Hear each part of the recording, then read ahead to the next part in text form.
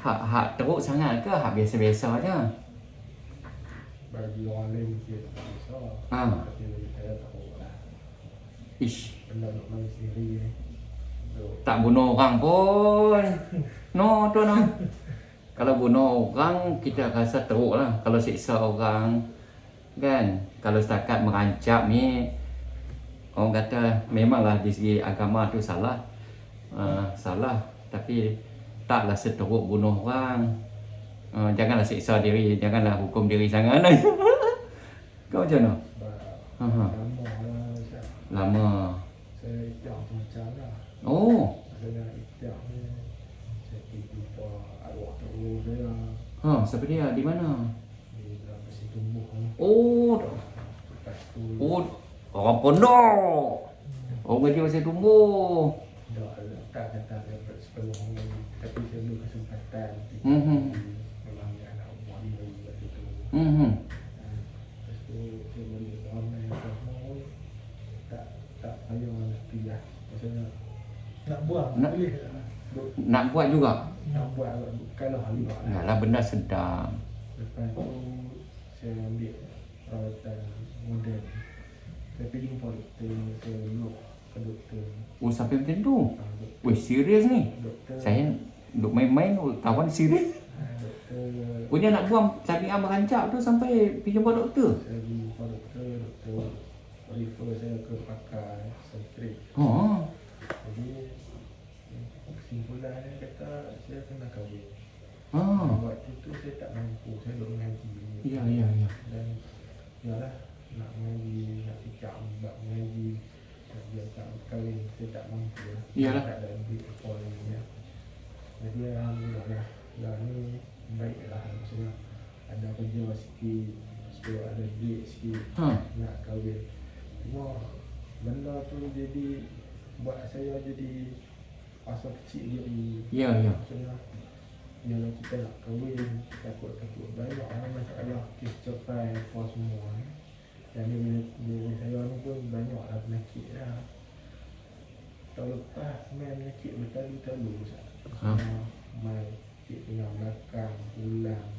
Lepas tu hati saya. Lepas tu orang kata main kencing berdarah. Batu karang. Dahsyat ni. Jadi Kita ingat nak melawak pagi ni tak boleh melawak ni serius ni. Jadi orang kata saya ikhtiar lah usaha lebih baik lah. Cuma 2 tahun lepas lah kita tengok video ustaz lah. 2 tahun lepas? 2 tahun lepas.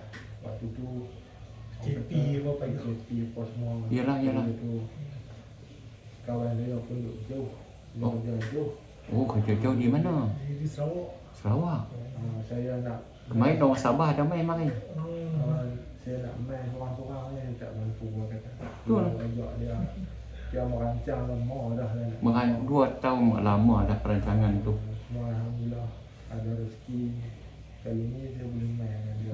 Ada teman dia bawa main jumpa. Jadi memang niat tu tahu halal hukum hal.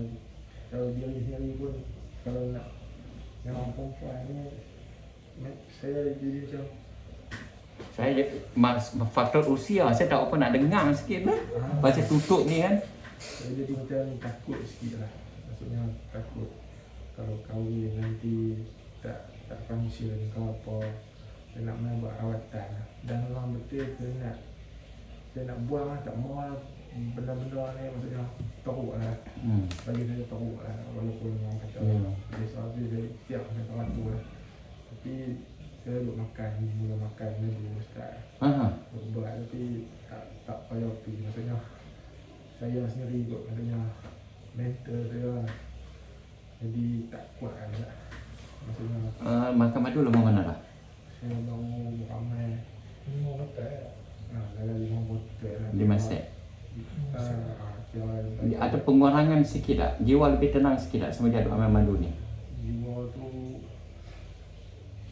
time dia rasa tenang tu ada. Tapi time dia kusut tu dia nak buat. Jadi stres apa dia nak buat. Duk tengok ni kot, duk tengok video blue ke apa ke? Tu benda biasa tak. Hak tu rahsia dia. Betul. Kunci dia kan. Kena selesaikan hak tu dulu. Jangan tengok. Saya tak mau lah tengok nak kawan-kawan nak kahwin pun semua. Dia jadi main seorang-seorang duduk ni lah. Itulah. Dia jadi tak tentu apa. Rasa sunyi lah. Kawan dah kahwin. Tak ada ke kawan-kawan? Ijaz korang. Duduk ikhtiar tak, tapi panjang cerita saya tak ada. Panjang cerita no? Belum sampai seru ni. Belum sampai ada ikhtiar dah. Ada ikhtiar. Pergi cari, pergi jumpa tu ada. Oh. Cuma belah sana tu minta ruang sikit. Oh iya ke? Jadi tak tahu lah. Nanti orang ni ada orang jumpa pagi ni tak. Saya nak minta nasihat orang Ustaz lah. Ish. Kau boleh tak mau buat ilmu. Ada kaedah tu Ustaz. Nak faham. Kok saya makan benda madu Ustaz tu mungkin saya buat tak betul ke apa tak tahu juga lah. Tapi saya tengok arti Ustaz bagi pengarang video YouTube tu. Ya. Saya cuba buat lah. Ya. Macam mana tapi dekat dalam ni macam tu lah. Dia ada hari saya kuat saya boleh tahan. Ya. Ada hari saya jadi nak main. Lepas tu main masalah ni lagi. Jadi stres tak? Jadi Stres, stres. oh. Fikir orang nak lepas. Yalah. Orang lain macam orang lain tak okok. Ha. Nak hilang stres apa. Saya jadi macam benda tu jadi hilang stres. Oh. Tapi saya tahu benda tu memang tak patut, tak boleh buat. Tapi tak tahu. Doktor pun nasihat kata satu di call doktor kata kamu kena kahwin dia kata. Ha. Maknanya doktor pakar sekretari pun Waktu dia tu, pun faham kena kahwin. waktu tu saya tak mampu, saya nak kata apa tu saya Tak mampu lagi. mengaji apa. Iyalah. Jadi Keluarga macam mana? Ada mengadu dengan keluarga?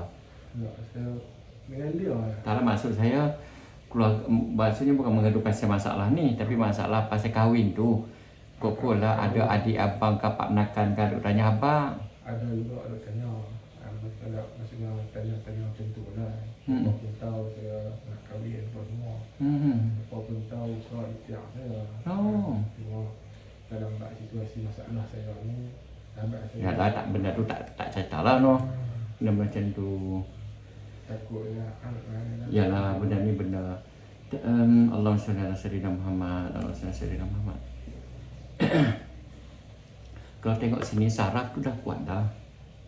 Di segi sistem saraf dah kuat dah. Lepas tu bila makan madu saya pula, nafsu kuat lah. Kan? Pernah Dia nak saja.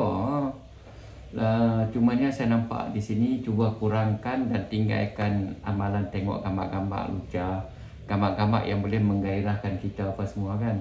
Itu salah satu kaedah lah. Itu kena berhenti dulu. Itu kena berhenti dulu. Sebab bila kita tengok benda-benda macam tu, automatik dia main rasa lah. Dia rasa nak sebab kita orang sihat. Ni pula organ-organ pun semua dah sihat dah ni. Saraf, saluran darah apa semua dah sihat elok dah. Lah ni semaya hajat, minta dengan Allah, minta isteri yang baik-baik. Tu je. Minta petunjuk isteri yang baik. Minta petunjuk isteri yang boleh menenangkan hati suami. Kalau dapat isteri yang memeningkan kepala apa, payah tak? Kan? Minta isteri yang menenangkan hati suami, memudahkan urusan suami. Kau macam mana tuan? No? Jadi semai ajak lah. Semai ajak minta suami isteri. Berapa kali dah semai ajak minta isteri dengan Allah ni? Semai ajak khusus. Aku semai ajak ni untuk minta isteri dengan Allah ni. Oh tak. saya dulu buat rawak lah. Saya rawak doa itulah, minta isteri itulah. Dia kena semayang hajat khusus. Sebagai contoh, anak kita duduk madrasah, hafal Quran, kita kena semayang hajat khusus khas untuk anak tu je. Untuk anak yang hafal Quran tu. Contoh macam tu. Pasal lah ni dalam keadaan umur macam ni, saya sure kena minta sungguh-sungguh lah, minta Allah Ta'ala temukan dengan jodoh yang baik-baik. Tu satu kaedah lah, satu kaedah. Harap-harap bagi selesai masalah ni. Seterusnya tolong faham semua orang ada buat silap. Semua orang ada buat salah. Di sisi Allah, satu benda yang silap hukuman dia berat di sisi Allah. Sebagai contoh, Macam mana maknanya satu dosa lah kita kata. Dosa tu dosa kecil je. Kita kata kecil, tapi di sisi Allah dia berat. Sebab kena bakar api neraka ni satu benda yang berat. Kan, bukan benda main-main. Tetapi cuma yang saya nak beritahu, Allah Maha Pengasih, Allah Maha Penyayang, Allah Maha Memahami. Jadi saya ingatkan pasal mukadimah tadi itu, dengan gaya tu macam bunuh orang, macam perogol orang, macam tu lah, macam buat naya kat orang, buat itu. Jadi kalau merancang ni saya rasa tak payah ambil beban sangat kot. Nanti insya-Allah bila kahwin nanti harap benda ni selesai lah. Tapi ada juga orang lepas kahwin pun dia tetap merancang juga. Pasal dia tak sama. Dia tak samanya macam mana. Kita biasa merancang, kita sedap bila nak keluar tu kita cekak. Dengan isteri dia tak jadi cekak macam tu. Sebab dia sarang hak asal dia memang macam tu. Tapi oleh kerana kita dah ajak, kita sedap dengan cara cekak tu. Sebab bila cekak tu macam dengan tembakan yang special lah, macam mana dah. Macam mana nak cakap dah, saya pun tak macam mana dah. Kan? Sebenarnya sarung dia taklah sampai macam tu. Sebab tu yang kita mudah rosak sistem tu. Hancur habis sistem saraf apa semua tu. Kita dah cekak dia tu. Jadi poin besar saya sokong apa yang Dr. Sekretari cakap tadi, kena kahwin. Itu memang poin besar lah. Yang kedua, kena tinggal. Tengok-tengok gambar-gambar yang boleh menggairahkan ataupun sesuatu yang boleh menggairahkan kita. Anggaplah kata kalau aku layan benda ni, hidup aku akan musnah. Yang ketiga, kena minta kekuatan. Sembahyang hajat minta kekuatan daripada Allah. Boleh? Baguslah, bagus. Kalau kita sedar kata kita buat silap dengan Allah tu, baguslah. Tetapi jangan sampai kita beban. Jangan sampai kita bebankan diri kita lah. Gitu. Sebab dia melibatkan emosi, melibatkan kita punya perasaan, harga diri dan sebagainya. Dan apabila saya hormat semua, hospital pun saya hormat, doktor pun saya hormat, semua saya hormat, ikhlas. Saya tak ada masa nak gaduh-gaduh, saya tak ada masa nak layan dengan remeh-temeh. Tetapi bila rekod ada dekat sekretari ni, macam korang best sikit. Pada hakim merancap je pun, kan, dia tak syok lah, tak syok. Jadi Pak Sekretari tu, padahal kita pergi dengar pandangan aja, pergi minta nasihat aja, bukan kata apa pun. Jadi lepas ni jangan duk cacang orang. Saya pernah pergi sekretari sebab dia satu tanggapan yang mengerikan. Kan kita sebagai contoh, kita kenal seorang perempuan, kita nak betul benda, nak cerita. Kata saya ni kadang-kadang kalau saya tension, saya terpaksa rujuk dengan pakar sekretari.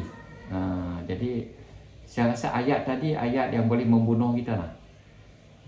Sebab pandangan masyarakat ni tempat tu tempat yang agak mengerikan macam tu. Padahal biasa je pergi jumpa pakar, minta nasihat dari pakar bahagian tu. Itu je sebenarnya. Saya harap 2022 ni kahwin lah.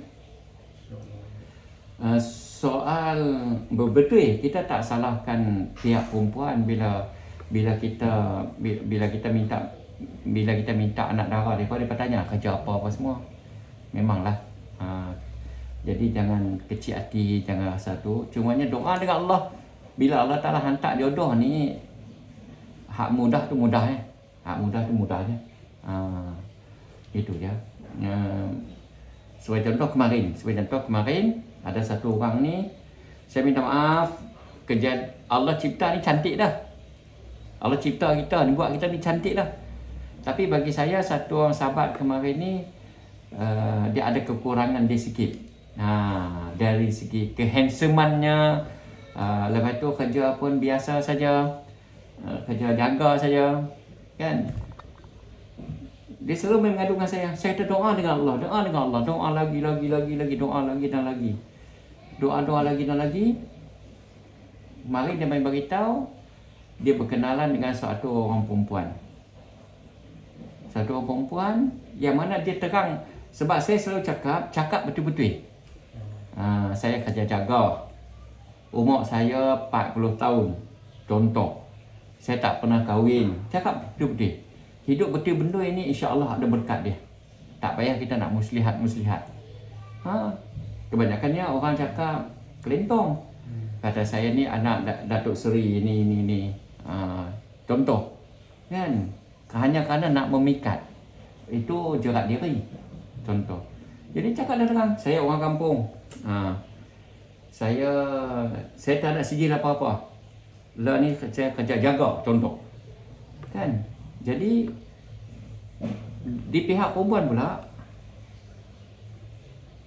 saya rasa difahamkan pihak makwu dia baru kenal sebulan lebih-lebih ni. Dia beritahu betul-betul sebab depa jumpa dalam social media kan. Dia beritahu betul-betul saya umur saya 40. Saya kerja jaga di Kelang ni. Inilah muka saya. Contoh. Bila dia tunjuk gambar makwu dia kemarin tu, bergetar jugalah hati kita orang jantan ni sebab comel. Comel. Dengan dia tu nampak macam tak berapa ngam lah. Tapi itulah kata hati ni Allah yang pegang. Hati ni Allah yang pegang. Lepas tu pula perempuan tadi ni mak dia cikgu, ayah dia pencen polis, ketua polis. Dia pula pegawai satu tempat. Tapi dia kata dia terima. Nampak? Macam tu lah. Dia kata jodoh ni. Rezeki dia lah. Jadi jodoh urusan Allah. Cumanya kalau ikut tanya pandangan saya lebih syorkan cari hak yang sama keadaan lah, sama keadaan. Tapi kalau itulah jodoh dia, redha je lah.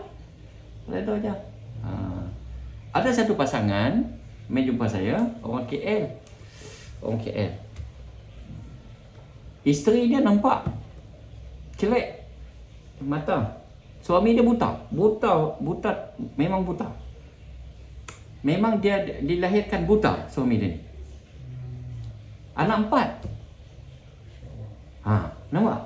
Itu kata ajaib ni, jodoh ni.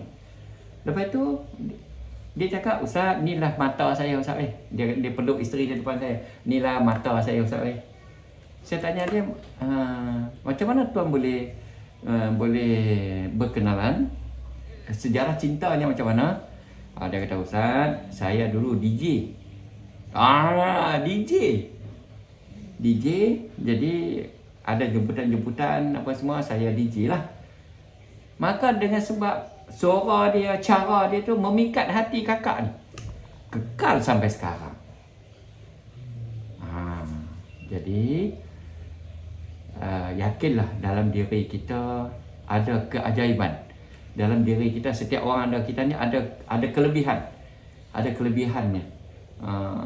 Jadi mulai hari ini bangun balik, kan, semangat balik sebagai seorang lelaki yang gagah perkasa.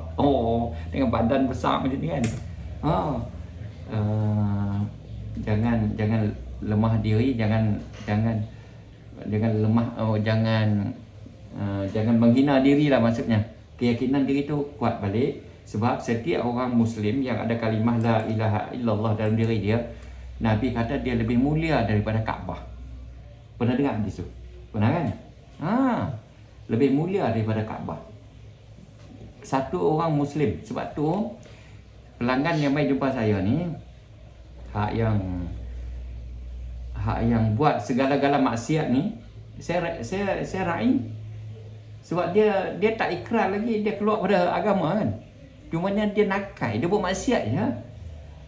Nak cuba sejarah sahabat dulu, Masya Allah, sahabat-sahabat Nabi kan, kehidupan mereka sebelum Islam, Masya Allah, mengeri. Kita nak cakap pun tak berani, nak sebut pun tak berani.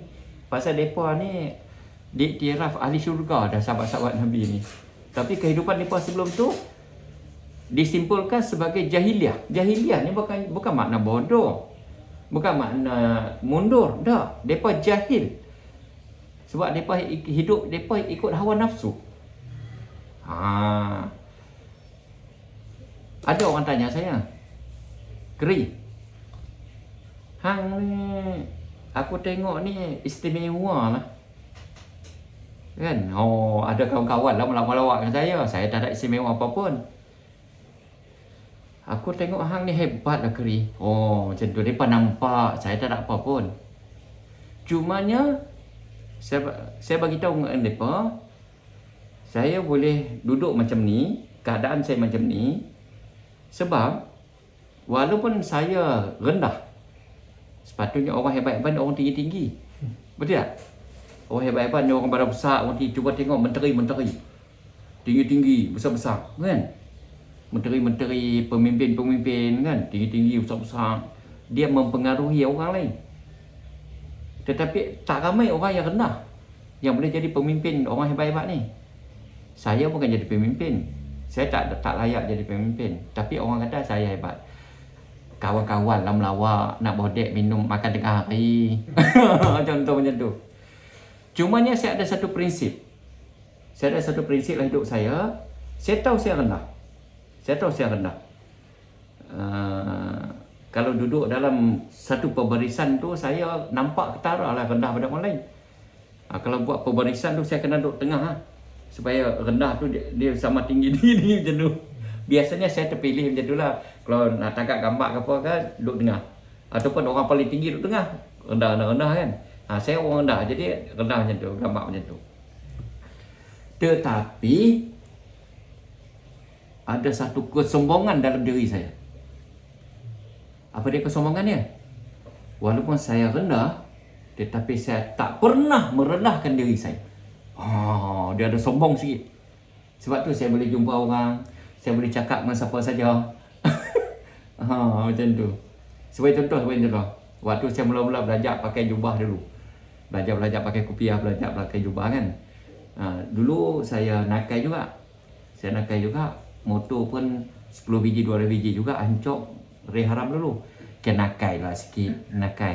Tetapi saya tetap jaga jantan saya. Saya tak pernah kita, orang kata, tak pernah kita biarkan kemuliaan kita tu, kemahkotaan kita tu tercabul. Macam tu. Macam tu lah maksudnya.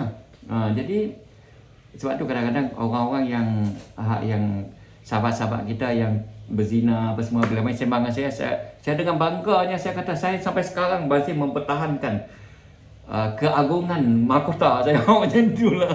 Saja duk main-main sembang-sembang kan. Jadi merendahkan diri sendiri sehingga kita hilang keyakinan diri, itu malang. Bagi saya lah, malang. Macam saya dulu mula-mula nak buat keputusan nak berubah. Saya mula pakai kopiah. Ya Allah, aku kena pakai kopiah. Saya mula pakai kain. Saya tak boleh pakai seluar. Saya pakai seluar, saya angkat tayar balik. Jadi kita pakai kain. Tiba-tiba bila kita pakai macam ni, bila pergi semayang, dia tolak. Dia tolak je semayang. Saya kata, tuan-tuan, saya minta maaf. Saya hanya mampu pakai jubah aja. Saya tak mampu jadi imam. Saya cakap tuan-tuan. Naik. Saya mampu pakai kopiah, tapi saya tak mampu jadi imam. Cakap tuan-tuan. Maknanya saya tidak akan menyekat diri saya daripada mengamalkan agama hanya kerana satu-satu sebab. Macam tu. Contoh. Jadi lepas satu peringkat, orang suruh kita naik jadi imam. Duk suruh sangat, tak apa, aku naik. Wadduha kuliah tu ya, tak apa. Jadi sampai satu peringkat kita jadi menerima cabaran. Dah orang duk suruh sangat, depa ni duk suruh sangat aku ni, tak apa, aku naik tengok sekali. Sampailah satu peringkat lah ni, kalau takdir Kalau takdir, adanya menteri-menteri, adanya yang di-Pertuan Agong ke di belakang saya, insya-Allah saya boleh jadi imam. Wadduha kuliah juga. Tapi berani. Insya-Allah saya berani. Sampai mereka macam tu. Begitulah. Insya-Allah nah. Cuy. Itulah Ustaz. Jadi saya minta kuatkan semangat baliklah. Memang baguslah menyesali di atas kesilapan tu bagus. Tetapi jangan sampai memusnahkan diri, sampai hilang keyakinan diri. Saya selalu pesan dengan kawan-kawan hak mai nak kahwin lagi 3 bulan 4 bulan kan depa mai survey dulu. Sebab depa pun risau juga benar, boleh pakai tak boleh pakai, boleh pakai tak boleh pakai. Benda tu nampak mudah tau, dia macam lubang hidung je.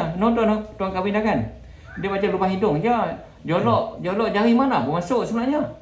Tetapi jangan silap, kadang-kadang tak masuk. Banyak hak baik duk mengadu sini tak masuk. Tak masuk. Jangan main. Jadi saya selalu nasihat, jangan cerita benda-benda macam ni kepada pasangan kita. Kata dulu abang kuat merancang, abang rasa abang lemah ni. Jangan. Sebab perempuan dia akan simpan. Bila dia akan simpan, dia hilang respect kat kita nanti. Dia akan hilang respect. Jadi bila kita beritahu, saya lemah ni, dia akan fikir, macam mana kalau yang kuat lagi? Maka akan mengganggu dia punya minda dia. Biarlah dia terima seadanya. Macam tu. Macam mana tuan? No? Supaya dia tak terfikir benda lain. Dia tak fikir, sebab kita beritahu, saya ni pernah mati pucuk ni. Dia akan set, patutlah tak tahan lama. Sudah kacau kita. Mesti dia fikir, bestnya kalau boleh main lama-lama. Sudahlah kita. Sudahlah. No, tuan no. Lah ni kita boleh contoh macam abang lah ni boleh beroperasi tanpa berhenti setengah jam. Tang pusing. Tang pusing kan. Pusing kiri kanan depan belakang kan. Kita duk kata saya sebenarnya lemah ni. Kawan saya boleh 3 jam. Jenuh lah kita cek. Dia duk set 3 jam ni. Bila aku nak dapat 3 jam ni? Tu bahaya. Ada juga pelanggan saya tak tahulah silap kat mana, sama ada dia suka kepak dia punya ke, bila dia pakai spender dia suka kepak ke. Ada orang dia suka kepak dolok ke bawah, bila dia pakai spender dia letak ke bawah. Ada orang dia letak ke tepi. Yang sahabat saya ni dia bengkok. Sampai umur 26, 28 dia bengkok macam tu. Bengkok. Dia pun susah hati juga. Duk main mengadu sini. Saya kata tak apa. Dia kahwin lah. Tak kahwin lah, tak berani kahwin lah. Sebab bengkok. Ni elok lagi. Kepala pun besar elok, pala tajam ni. Ni pala tajam elok, nampak gaya ni. Kan? Jadi hak dia bengkok. Saya kata tak apalah. Urutlah dengan minyak sauda saya ni. Urut. Sebab benda tu orat, dia bukan tulang. Urutlah. Tak apa. Dia cerita, kita nak bagi dia yakin tu benda payah. Nak bagi yakin diri tu payah. Dia pun urut lah. Saya pun tak tanyalah lepas tu sebab benda ni agak ni kan. Bila dia mai, tengok okey. Tapi dulu tu selalu mai Ustaz. Macam mana ni Ustaz? Saya urut dah tak jadi kot Ustaz. Bengkok juga ni, tak bengkok juga. Walaupun dia keras pun bengkok juga. Saya pun pening juga. Lala saya nasihat macam ni. Bila jumpa orang perempuan, bila nak nikah dengan dia, jangan cerita dengan dia benda ni bengkok ke, sengit ke, congit ke. Tak payah cerita lah. Kan? Lagi pula bila malam kita duduk lampu, jangan buka lampu. Bukan macam mana dah? Dia tak tahu apa pun. Yang dia tahu benda tu masuk keluar. Macam mana? Alhamdulillah. 2-3 hari lepas dia mai bini dia. Seronok saya usik tapi saya tak cerita bab tu. Saya usik isteri dia, macam mana kak? Okey kakak, kahwin ni dengan abang okey ke? Okey Ustaz, alhamdulillah. Tengok tangan dia pun duk pegang abang dia kan. Perpanan ni selesai masalah. Jangan duk cerita kata saya ni bengkok ni, saya ni saya ni pendek ni, saya ni kontot ni tak payah cerita. Yang penting drama kita. Kecil tak penting. Yang penting bisa. Kalau kan besar tak bermakna hebat. Yang penting kuat. Ada jenis besar. Besar. Dia tak kecut-kecut walaupun dia tak terangsang, dia tetap besar. Sebagai contoh, kita kata besar ni lah. Dia tetap macam tu. Bila dia terangsang pun dia besar tu juga. Ada jenis bila dia tak terangsang, dia kecut. Bila dia terangsang, dia keluar. Macam tu ada juga. Saya ingat Ha. saya ni dah buat benda tu lama. Jadi kecut, jadi kusam, jadi sebab saya buat benda tu lah. Maksudnya faktor utamanya Pasal merancap lah. Jadi tu saya kata dah mula rendah diri. Mula tak ada keyakinan diri. Bila di sini keyakinan diri tak ada, di situ pun tak ada power. Orang lelaki dia letak pada sini. Sebab tu saya cerita panjang ni nak bagi abang ada keyakinan diri. Ada keyakinan diri. Kalau kita tak yakin nak buat, memang tak boleh. Benda tu. Sebab dia letak pada sini. Jangan kata tak yakin. Dengan semangat ni. Dengan semangat. Tiba-tiba senduk mak jatuh kat dapur. Dapur ni. Dengar sini. Tuk. Kiong. Tanya orang kahwin tahu. Dia bila terkejut je habis. Ataupun mak panggil. Kan? Sebagai contoh lah. Bang Cik. Ni Pak Lang mai ni. Habis. Dengar Bang Cik, Pak Lang mai habis. Ya, sama balik gitu. Orang lelaki dia perlu di sini. Kita punya tumpuan. Sebab tu saya ada nasihat bila kita kahwin sama-sama suami atau isteri jagalah kebersihan diri, bau badan, tempat bilik kita kena bersih. Apa semua kena, sebab Nabi ajak macam tu. Nabi pergi mana-mana bila balik dia akan sugi gigi dulu. Dia banyak sugi gigi sehingga kan ulama kata dia punya sugi gigi sampai takut tercabut gigi. Punya jaga kebersihan Nabi. Sebab Jibril pun tak mau sembang dengan dia kalau dia tak sugi gigi. Jibril pun tak mau jumpa dengan dia. Boleh kot? Semangat kot? InsyaAllah. Kecil ke besar tak penting. Kita jangan fikir ramai minta duk WhatsApp masa minta tolong doa bagi besar. Saya kata ambil tebuan bagi besar. Cengit masuk sedai itu. Besar semua. Tak penting, besar ke kecil tak penting. Yang penting drama kita. Lahirkan kasih sayang kita kepada isteri kita dengan ikhlas. Syukur pada Allah, Allah bagi aku isteri. Syukur pada Allah, Allah bagi aku jodoh. Syukur pada Allah aku boleh setubuh. Berapa ramai orang kahwin tak ada setubuh duduk main sini. Tak boleh setubuh. Ramai orang kahwin tapi tak boleh anak, ramai. Jadi kita ramai orang yang tak ada pasangan. Ramai duk main mengadu sampai umur 40, 46 pun ada. Duk main minta tolong doa sahur, saya pun nak kahwin. Gigi tak ada dah. Tak ada habis gigi. Rambut kepala pun dah botak dah. Tapi tetap berhasrat nak kahwin lagi. Tak pernah kahwin lah maksudnya, tak pernah kahwin. Ni handsome dadaran ni. Takkan lah orang perlih rabun pun. Ramai lagi. lama saya mencari Ustaz. Lama? Saya cerita betul ya. Kalau orang kata Tengku Mahkota Johor tu ataupun Raja Johor buat pusing yang tu Malaysia, pusing tu Johor. Saya lebih kurang macam tu, pusing satu Malaysia juga lah. Minta tolong kawan-kawan cari spot. Oh, kira nak kahwin sungguh lah ni. Sebab Tapi tak jumpa. Lah umur berapa? benda ni 33. 33. Saya benda ni ada lah macam sahabat saya cerita ni. Memang tengah proses lah. Cuma itulah tak tahu lah macam mana melaksana. Tak ada orang angkat lah. Okey lah ni macam ni. Senang cerita.